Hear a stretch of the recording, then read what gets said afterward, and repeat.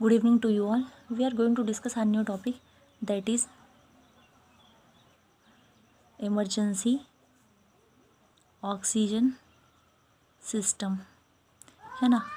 तो जैसे ही ये नाम बता रहा है इमरजेंसी ऑक्सीजन सिस्टम, तो ये ऐसा ऑक्सीजन सिस्टम है जिसको हम इमरजेंसी केस में यूज़ करते हैं, है ना।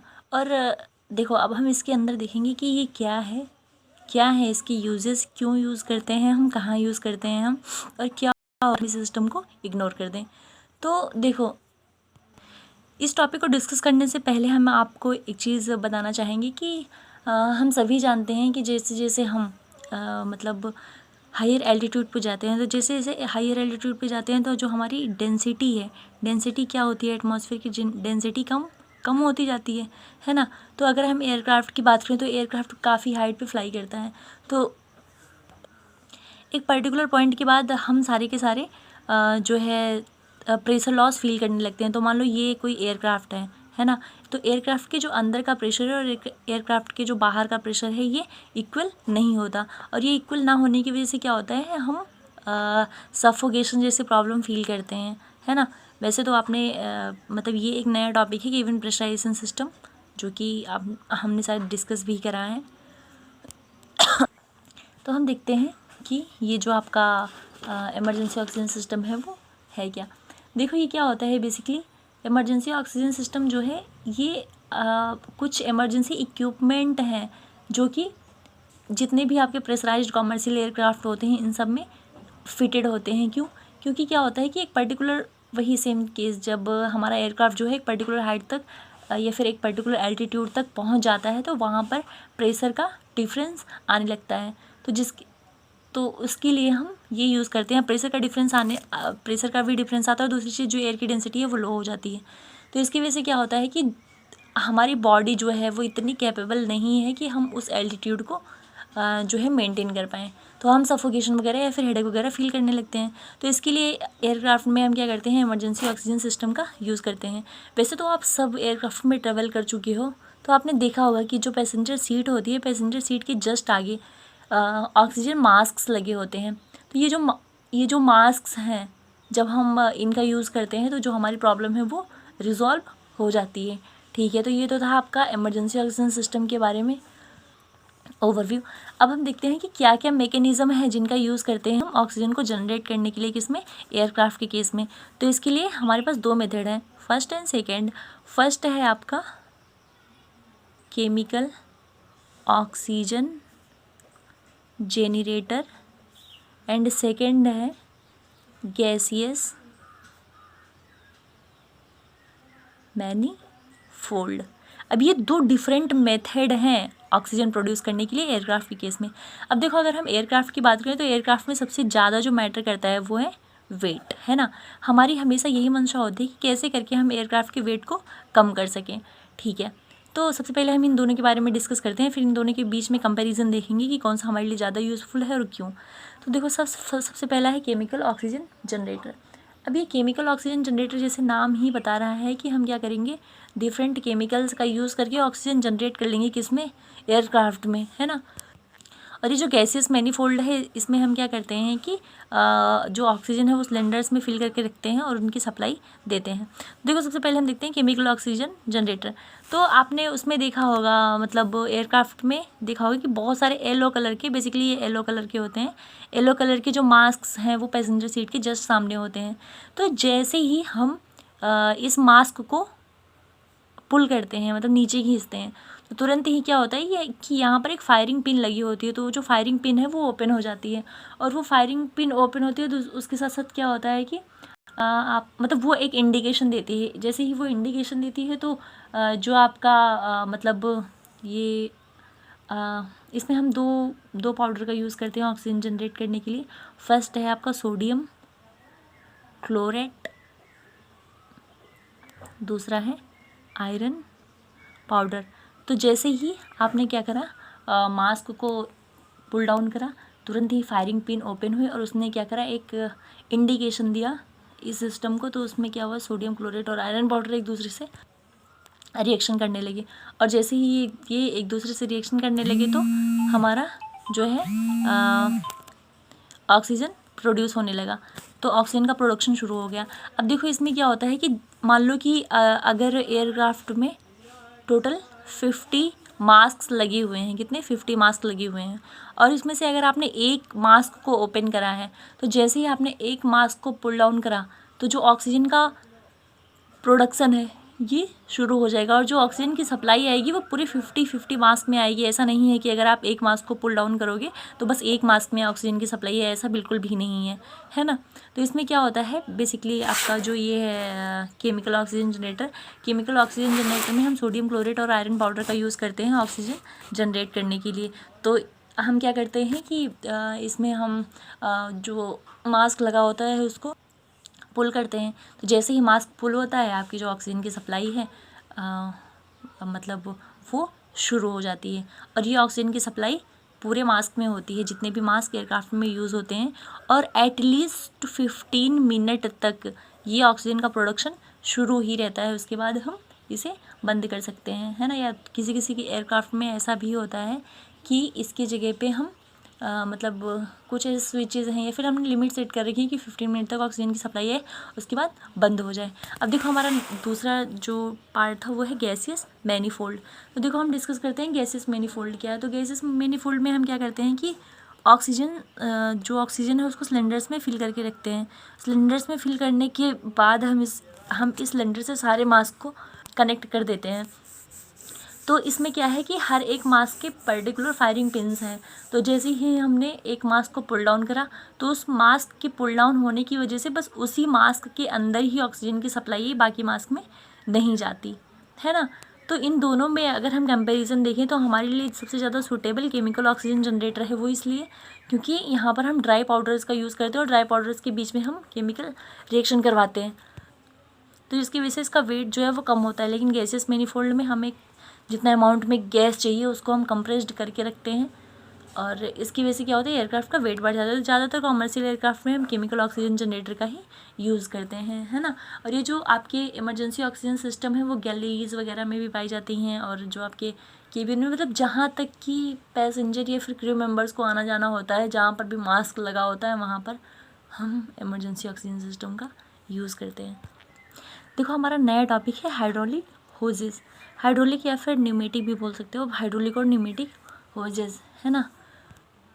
तो देखो जो हाइड्रोलिक होजेस हैं इनका मेन काम है कि एक कंपोनेंट से मतलब वन कंपोनेंट से सेकंड कंपोनेंट में ये क्या करें, हाइड्रोलिक या फिर न्यूमेटिक फ्लूइड की सप्लाई करें। इसी के लिए हम यूज़ करते हैं हाइड्रोलिक होजेस का, है ना। दूसरी चीज़ हमारा ज़्यादातर मानना ये होता है कि ये जो आपके होजेस हैं वो फ्लेक्सिबल हों, क्या हों, फ्लेक्सिबल हों। जब ये फ्लेक्सिबल होंगे तो मान लो अब हमें अगर एयरक्राफ्ट की बात करें, एयरक्राफ्ट में हमने हाइड्रोलिक या फिर न्यूमेटिक फ्लूइड की सप्लाई दे दी, है ना। अब ये जो हमारा होज़ है वो क्या है, फ्लेक्सिबल नहीं है, काफ़ी मतलब इसके अंदर फ्लेक्सिबिलिटी नहीं है। तो फ्लेक्सिबल ना होने की वजह से वो बहुत ज़्यादा टाइट होगा। और ऐसा मान लो कि एयरक्राफ्ट जब भी फ्लाई कर रहा है तो उसमें वाइब्रेशन प्रोड्यूस ही होता है। तो अगर कभी ऐसा हुआ कि मतलब जो हाइड्रोलिक होजेस हैं वो फ्लेक्सिबल ना होने के बाद अगर पूरा बहुत ज़्यादा हार्ड है और वो एयरक्राफ्ट के किसी भी कंपोनेंट से बार बार टच होते हैं, तो ज़्यादा हार्ड होने की वजह से इनके अंदर अगर हार्डनेस ज़्यादा है तो ये ब्रेक आउट होने के चांसेस भी रहते हैं। तो हमारा ज़्यादातर मानना ये होता है कि जो हाइड्रोलिक होजेस हैं वो फ्लेक्सिबल रहें, है ना। दूसरी चीज़ ये है कि ये जो फ्लेक्सिबिलिटी है या फिर जो होजेस फ्लेक्सिबल हैं ये भी डिपेंड करता है कि हमें किस प्लेस पे होजेस को प्लेस करना है। अब मान लो हम जो हाइड्रोलिक होजेस हैं वो इंजन के कंपोनेंट में जो है मतलब जो इंजन कंपार्टमेंट है अगर उसमें हम इसको प्लेस कर रहे हैं तो वहाँ पर हमें ये भी देखना होता है कि मतलब बेसिकली हमें ये देखना होता है कि जो हाइड्रोलिक होजेस हैं वो हम किस प्लेस पे शिफ्ट कर रहे हैं। तो इसके ये जो है डिज़ाइनर डिसाइड करता है कि हमें कौन सा हाइड्रोलिक होज किस प्लेस पे रखना है। दूसरी चीज़ हमें ये देखनी है कि हाइड्रोलिक होजेस की जो एबिलिटी है उसमें हमें ये देखना है कि जो हाइड्रोलिक होज है वो बेंड ना हो, क्योंकि ऐसा होता है ना कि ज़्यादा लॉन्ग डिस्टेंस अगर काफ़ी लंबा अगर होज है कोई तो वो उसके अंदर ऐसी एबिलिटी होती है कि वो अपने आप बेंट हो जाता है। तो हमें इन सारे कंसिडरेशन को अपने माइंड में रख के चलना है। अब देखो, अब हम बात करते हैं हाइड्रोलिक होज कंस्ट्रक्शन की। हाइड्रोलिक होज कंस्ट्रक्शन, हाइड्रोलिक होज कंस्ट्रक्शन। अभी देखो, हाइड्रोलिक होज कंस्ट्रक्शन में हम क्या करते हैं, बेसिकली 3 चीज़ों को लेके चलते हैं। फर्स्ट है आपका इनर ट्यूब, सेकंड है रीइंफोर्समेंट लेयर, एंड थर्ड है प्रोटेक्टिव आउटर लेयर। तो जो ये आपका, अब मान लो ये आपका कोई हाइड्रोलिक होज है, तो इसमें मतलब 3 पार्ट यूज़ होते हैं।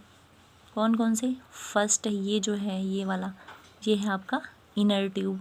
इनर ट्यूब वैसे तो ये बहुत पतला होता है, अगर आप कोई भी होज उठा के देखोगे तो वहाँ पर आपको ये बहुत मतलब थिन लेयर्स में दिखेंगे, तो शायद आपको समझ ना आए। तो ये आपका क्या है, फर्स्ट इनर ट्यूब है ना।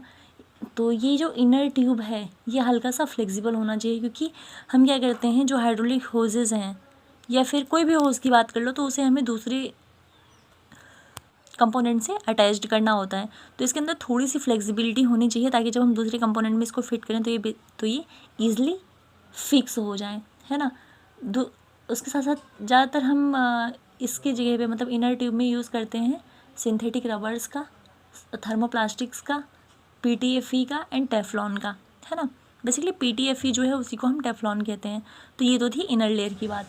अब हम बात करते हैं आपकी रेनफोर्समेंट लेयर की। तो ये जो बीच वाली लेयर है, ये कौन सी लेयर है? रेनफोर्समेंट लेयर है ना। तो ये जो रेनफोर्समेंट लेयर है, ये क्या होता है, इसमें बहुत सारे वायर फॉर्म में होते हैं, मतलब कुछ इस टाइप के वायर फॉर्म होते हैं, ताकि ये इसको स्ट्रेंथ दे सकें। काफ़ी स्ट्रेंथ देने के लिए हम रेनफोर्समेंट लेयर का सॉरी रेनफोर्समेंट लेयर का यूज़ करते हैं, है ना। और यहाँ पर हम टेक्सटाइल यार्न वगैरह का भी यूज़ कर देते हैं, टेक्सटाइल यार्न का, है ना। दूसरी चीज़ जो आपका लास्ट वाला लेयर है, तो जो लास्ट वाला आउटर लेयर है, ये आपका एनवायरनमेंट के बेसिस पे डिपेंड करता है कि हमें किस एनवायरनमेंट में इसको यूज़ करना है।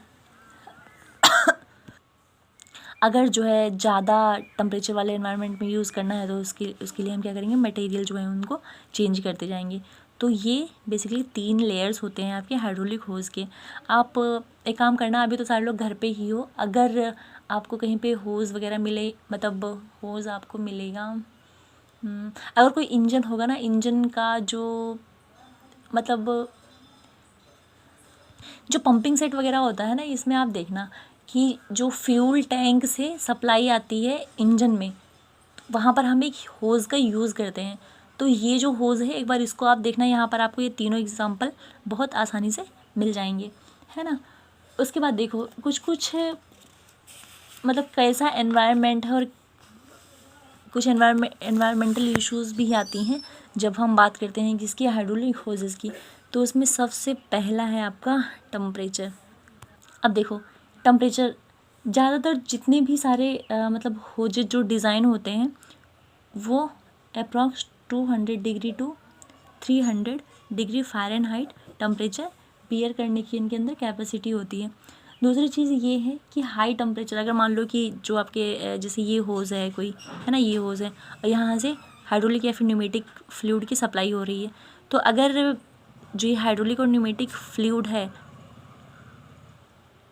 ये इसके अंदर तो फ्लो कर ही रहा है, अगर लेकिन इसके ऊपर अगर ये जो आउटर एटमॉस्फेयर का टेम्परेचर है, अगर वो ज़्यादा है, तो उसकी वजह से क्या होगा, ये जो होजेस हैं वो मतलब ख़राब होने लगेंगे, है ना। तो हमें बेसिकली हर एक होजेस जो मैन्युफैक्चरर है, या कोई इंजन डिज़ाइन करता है या फिर एयरक्राफ्ट डिज़ाइन करता है, तो हर एक एयरक्राफ्ट डिज़ाइन होने के बाद जो मैन्युफैक्चरर कुछ कुछ रिकमेंडेशन देता है कि हमें कौन से होज़ का कहाँ पर यूज़ करना है ना। तो ये तो बात थी आपकी किसकी, टेम्परेचर की, ठीक है।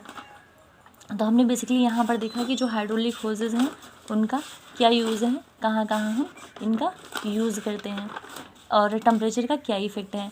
अब दूसरा हमारा एक इसी के अंदर और इंक्लूड होता है मटेरियल, है ना। अब देखो, जो मतलब हाइड्रोलिक और न्यूमेटिक अगर हम फ्लूइड की बात करें तो जो हाइड्रोलिक और न्यूमेटिक फ्लूइड हैं इनकी प्रॉपर्टी भी आपकी अलग अलग होती है ना। तो अलग अलग अगर प्रॉपर्टी है तो अब आपका ये मटेरियल है, अब फ्लूइड की प्रॉपर्टी अलग अगर अलग है और मटेरियल की प्रॉपर्टी अलग है तो ऐसा भी हो सकता है कि इन दोनों के बीच में केमिकल रिएक्शन हो जाए, और अगर केमिकल रिएक्शन हुआ तो बहुत सारी प्रॉब्लम क्रिएट हो सकती हैं, है ना। तो इसीलिए हम क्या करते हैं कि मतलब जो है हमेशा मैन्युफैक्चरर को ही फॉलो करते हैं, हमेशा किसको फॉलो करते हैं, मैन्युफैक्चरर को, है ना। नेक्स्ट हमारा टॉपिक है होज एंड्स। अब होज एंड्स में देखो क्या है कि अगर मान लो ये कोई हमारा सिस्टम है, ये कोई मान लो इंजन है, इसे हमने इंजन मान लिया, ये कोई इंजन है और यहाँ पे हमें क्या करना है, होजेस को कनेक्ट करना है, क्योंकि हम जब यहाँ पर होजेस को कनेक्ट करेंगे तभी हम फ्लूइड की सप्लाई कर पाएंगे, है ना। मान लो कहीं हमें फ्लूइड को की सप्लाई करना है, तो ये जो पॉइंट है ये क्या है, एंड है, किसके, होजेस के एंड्स हैं। तो हमें यहाँ पर देखना होता है कि जब हम इस वाले कंपोनेंट को इस वाले कंपोनेंट में या फिर होजेस को इस कंपोनेंट में अटैच्ड करें तो यहाँ पर लीकेज वगैरह ना हो, ना तो ये लीक करें। दूसरी चीज़ ये है कि कभी कभी क्या होता है ज़्यादा जब हम मतलब ये जो पाइप्स हैं वो ठीक से फिटेड नहीं होती हैं तो ज़्यादा प्रेशराइज्ड होने की वजह से ये लीक कर जाती हैं या फिर ये पाइप बाहर चला जाता है। तो हमें इन सारी चीज़ों का भी ध्यान रख के करना है कि ये सारी प्रॉब्लम क्रिएट ना हो। अब देखो ये जो मैंने अभी बताई कि इस होज को हम इसमें फिट कर रहे हैं तो इसे हम बेसिकली करते हैं कपलिंग। क्या कहते हैं, कपलिंग्स।